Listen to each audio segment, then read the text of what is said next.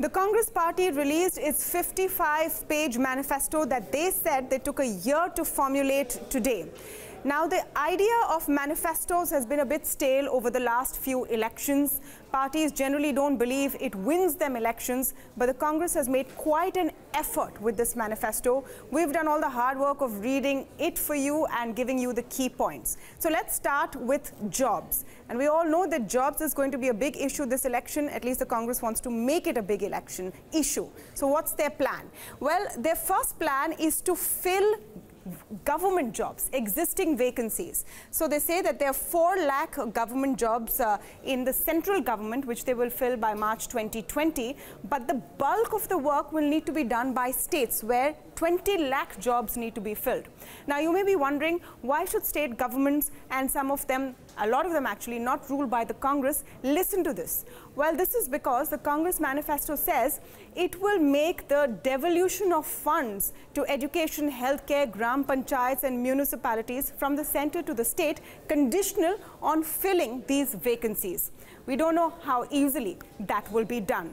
The focus on getting the government to employ people is pretty high, and that seems to be the default Congress mode. So, for example, the Manrega scheme gets extended to 150 days from 100 days. There is also an expansion of schemes like the more hiring of ASHA workers, Seva Mitras, which panchayats will hire to help people with government programs. So a lot of employment coming from the government. There is a plan for the private sector as well, and we know that real solutions to unemployment problems will come from the private sectors. So the key programs seem to be to allow new businesses to flourish by exempting them from all laws from the first 3 years, except for Minimum Wage Act and tax laws, and also an apprenticeship program where businesses with more than 100 employees have to have a pool of apprentices who they pay a stipend to, and then when there is a vacancy, they will hire from that apprentice pool. In return, this apprenticeship program will be calculated in their CSR. I'm not too sure how businesses will deal with this. The other big promises is, of course, about farmers and another big election issue as well. So they're saying that they will extend farm loan waivers to all states, apart from the states in which the Congress has just won elections and where they've claimed to implement farm loan waivers. Again, not clear why states will listen to them. Will the center pick up the bill, and why should the states pick up the bill if the center won't? They promised a separate Kisan budget. So this is a new idea that there will be a separate budget just focusing on the farm sector. This may have some gains. They've also said that the farmer debt, as in non-payment of debt, will be a civil liability and not a criminal liability. Again, it's not too clear what outcome this will have. Then, of course, there's Nyay, which is the centerpiece of the Congress promise. It is the promise of 72,000 rupees a year to 5 crore families who are at the bottom 20% of the pyramid, paid out without conditions. They've given a little more detail in case of funding. They've said in year 1, it will cost less than 1% of the GDP. In year 2, less than 2% of the GDP, where the cost will stay. And they expect that as the GDP grows and there is more wealth created, the costs will go down over time. We'll have to wait and see if that happens. Another timeline they've set out is a design phase in the first 3 months, a pilot phase in the next 9 months. They've also talked about a committee which will oversee the implementation of Nyay and decide when it moves from one phase to the next. The devil is, of course, in the details, so it's not too clear how they will fund it. They've talked about keeping meritorious subsidies on, but then what are the demerit ones which they may cull is not clear yet. Another important and interesting aspect of the manifesto is the idea of abolishing or removing a lot of things done by the current NDA government. So the APMC Act, they say, will go. The e-way bill, which is part of the GST and has been pushed by the GST Council, which includes Congress states, will go.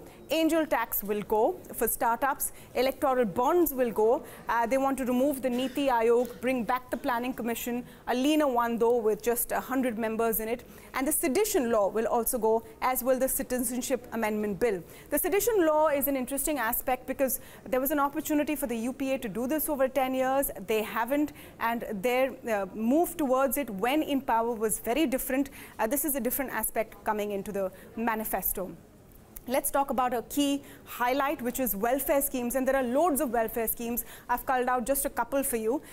One is a promise of spending 6% of the GDP on education and 3% on healthcare. That's a total of 9%, but they've given themselves till 2023-24 if they come to power, so up to 5 years to actually implement this. It's an interesting idea in paper for a country like India, which needs more spending on education and healthcare. How do you fund it is a different question altogether.